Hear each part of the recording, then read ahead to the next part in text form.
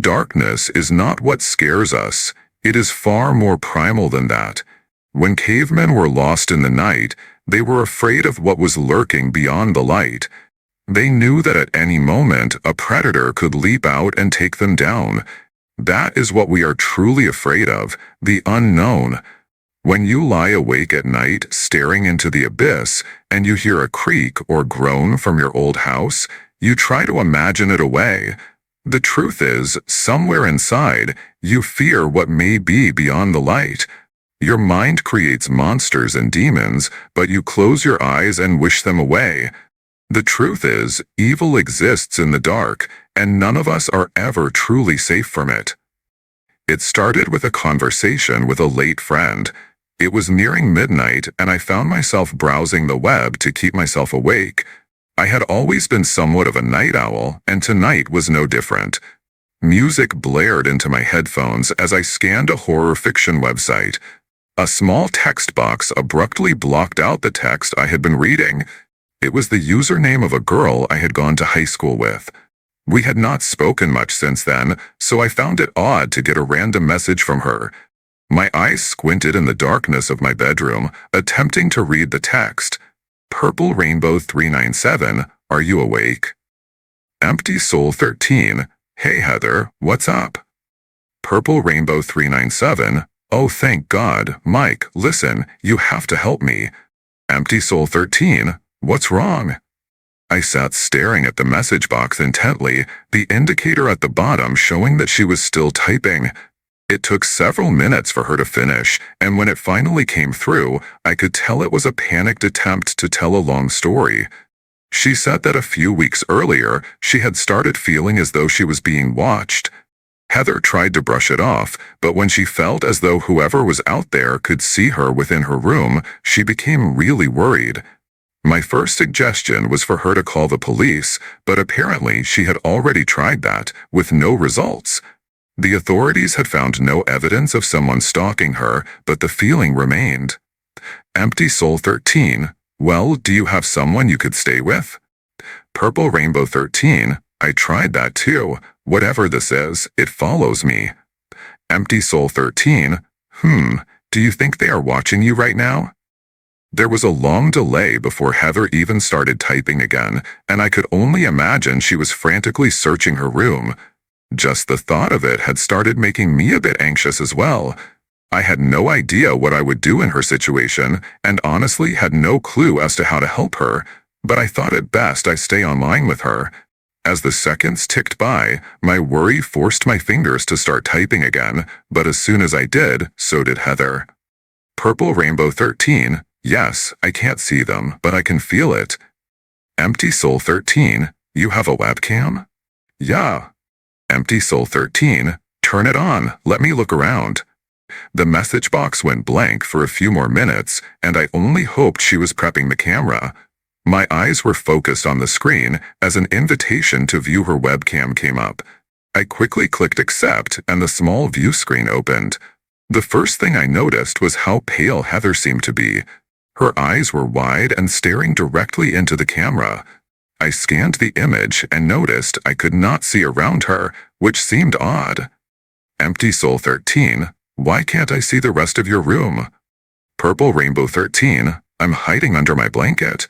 You're what? Purple Rainbow 13, it is the only way I don't feel like it is watching. Well, stick the camera out and let me see the room. The image became distorted as she fumbled with the camera.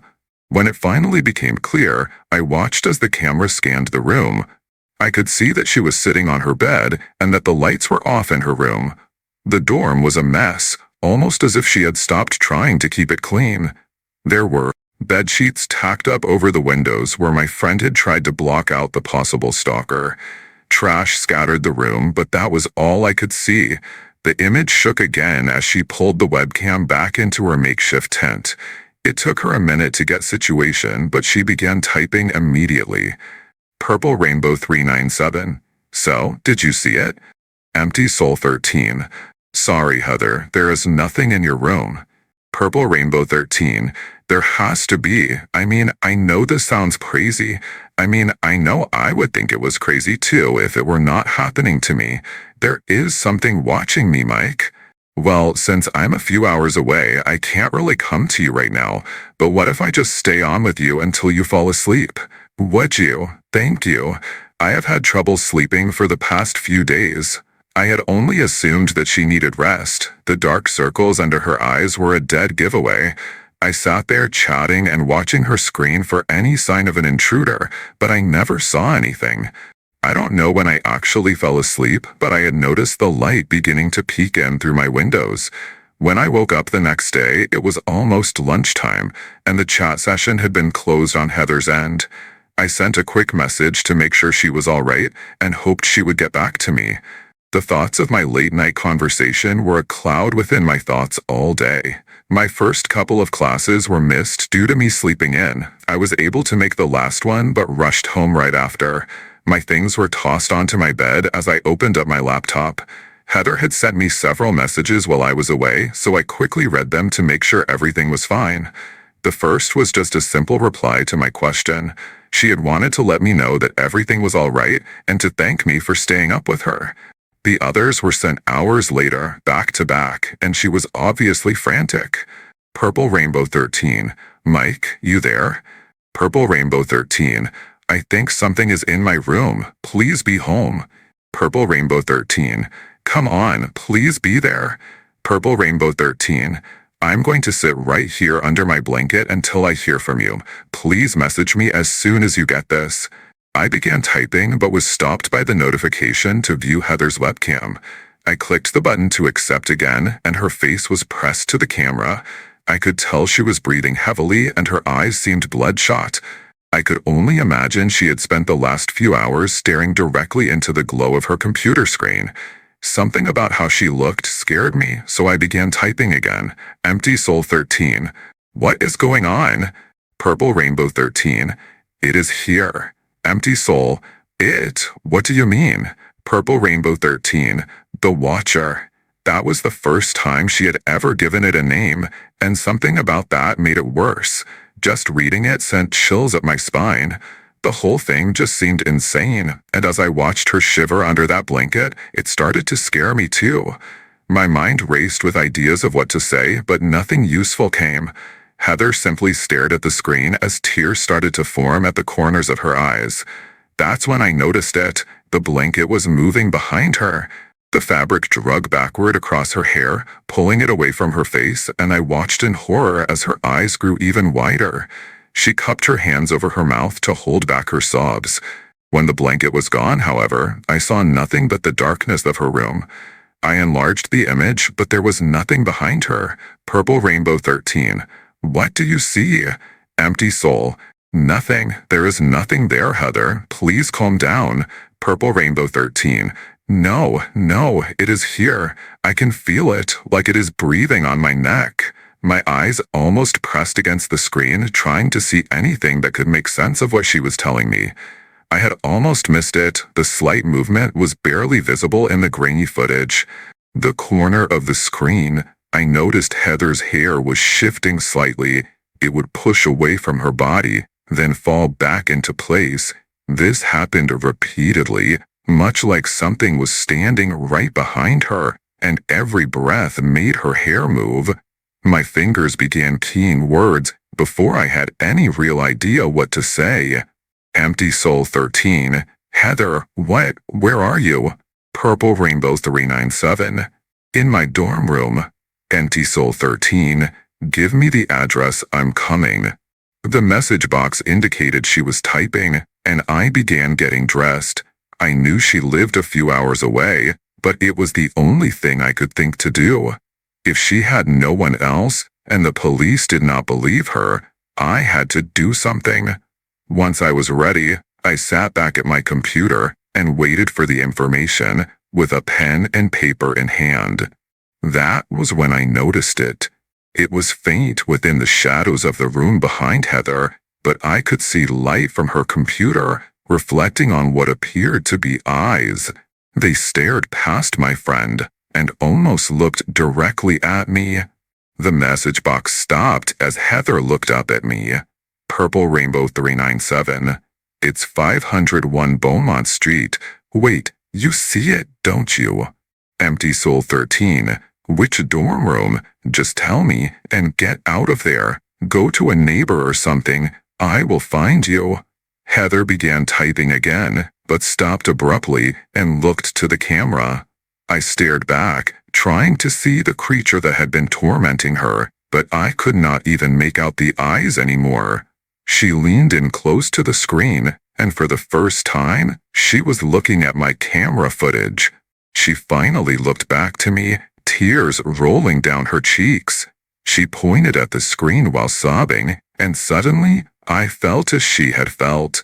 There was something in the room with me, and I could feel it breathing on my neck. Deep, steady breaths. Purple Rainbow 13. The Watcher is behind you. Empty Soul 13. I can feel it. Has it left you alone? Purple Rainbow 13. Not really. She searched the room around her and shook her head towards me. This thing had noticed me watching and decided to come to pay me a visit. My body trembled as I slowly turned in my computer chair. There was nothing behind me, nothing I could see anyway. It was just the darkness of my dorm room. Everything was just as it had been when I had come home. I stood up and walked the space with Heather watching from the camera. When I returned to my desk, I finally heard it. I see you, in a deep, growling voice. Again, I looked to the room behind me, but found nothing. And finally, I could see what had put so much fear into my friend. Whatever this was, had no intentions of just letting either of us have peace, now that we had seen it. Maybe this is what it had always done, watched and waited until it was seen. When I turned back to my computer, Heather's hand was covering her mouth again, and she had left another message. Purple Rainbow 13. Mike, I think it is back in here with me. Empty Soul 13. Run, just get help, I am coming. Heather shot up from her seat, almost knocking her computer over in the process. She ran for the door and grabbed at the knob, but it would not open. A large, dark figure emerged from the shadows and slowly rose to tower over her. She turned to look at it, her body falling back against the door. She screamed in terror and slid to her knees. I grasped my computer and called out to someone who could not hear me, as whatever this thing was engulfed Heather in its darkness. When someone from next door finally opened the door to Heather's room and flicked on the light, the space was empty. I had no idea how to explain what had just happened, so I quickly closed out of the message box and shut down my computer. It has been a week since Heather disappeared, and I have tried to explain what happened to the police. I know they don't believe me. I barely believe it myself. I wish I had recorded the webcam footage as proof, but it is too late for that now. I showed them our chat logs and gave them any information I had on Heather, which was not much. I wish I had been a better friend to her after high school, and maybe I could have been more helpful. I could have been there before it all went this far. As for me, I spend my nights hiding under a blanket like a child. I can feel them watching me, even now. Perhaps by writing this, I can help someone else before it is too late. Something in the shadows is patiently stalking us, lurking in the darkness until we see them. As I said, that fear you feel when you are alone in the dark is not just in your mind. The Watcher is waiting, and eventually it will come for you too.